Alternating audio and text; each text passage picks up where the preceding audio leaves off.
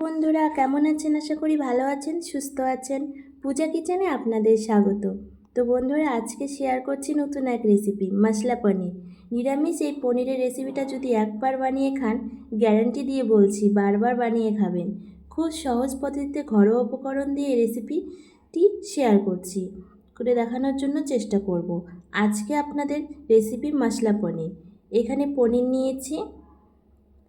তারপর পনিরের গ্রেভির জন্য এখানে টমেটো ভালো করে কেটে পেস্ট করে নিয়েছি, আর নিয়েছি আদা কুচি, লঙ্কা কুচি। এরপর এই পনির রেসিপির জন্য একটা মশলা তৈরি করে নিতে হবে। তার জন্য শুকনো খোলাতে ভেজে নিব গোটা গরম মশলা। আর একটা উপকরণ লাগবে, সেটা হলো কাজু বাদাম। ওটা হালকা করে লাল করে ভেজে নিন। কাজু বাদাম ও গোটা গরম মশলা ভালো করে মিক্সিতে পেস্ট করে নিতে হবে, জল ছাড়া। পনির ভেজে নিন। পনিরটা যাতে নরম থাকে সেজন্য হালকা জলে দিয়ে দিতে হবে।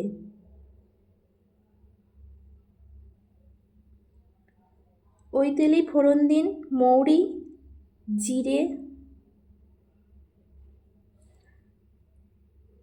আদা কুচি, লঙ্কা কুচি দিয়ে ভালো করে নেড়ে নিন।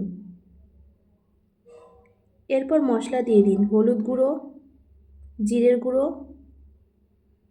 কাশ্মীরি লঙ্কার গুঁড়ো। ভালো করে নেড়ে নিন।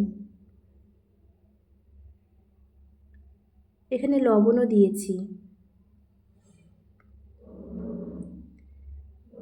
তারপর দিয়ে দিন টমেটো পেস্ট। টমেটো পেস্ট দিয়ে ভালো করে নেড়ে নিন।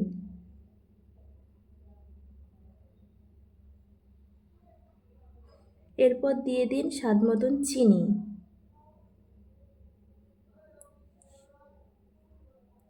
তারপর দিয়ে দিন কাজু বাদামের পেস্ট, জল ছাড়া। ভালো করে নেড়ে নিন।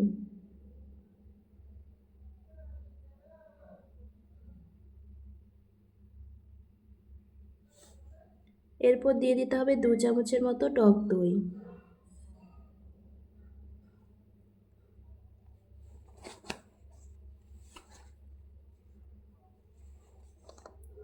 দিয়ে দেবে কসুরি মেথি পাতা, দিয়ে ভালো করে মিশিয়ে নিন।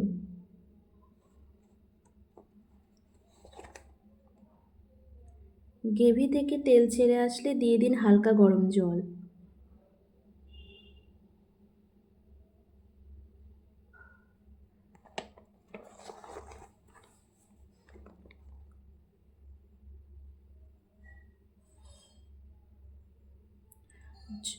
ঝোল ফুটে আসলে দিয়ে দিতে হবে পনির।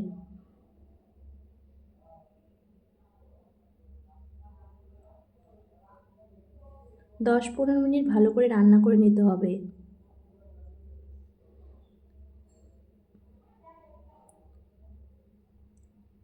ফাইনালি পরিবেশনের আগে দিয়ে দিতে হবে ধনেপাতা কুচি। তারপর মিশিয়ে নিন।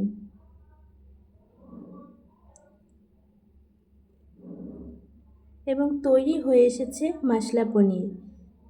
আশা করি এই রেসিপিটা ভালো লাগলে আপনারা অবশ্যই বাড়িতে একবার হলেও ট্রাই করবেন। তো বন্ধুরা কেমন হয়েছে জানাবেন। ধন্যবাদ বন্ধুরা, ভালো থাকবেন, সুস্থ থাকবেন। বাড়িতে অবশ্যই একবার ট্রাই করে দেখবেন মশলা পনির।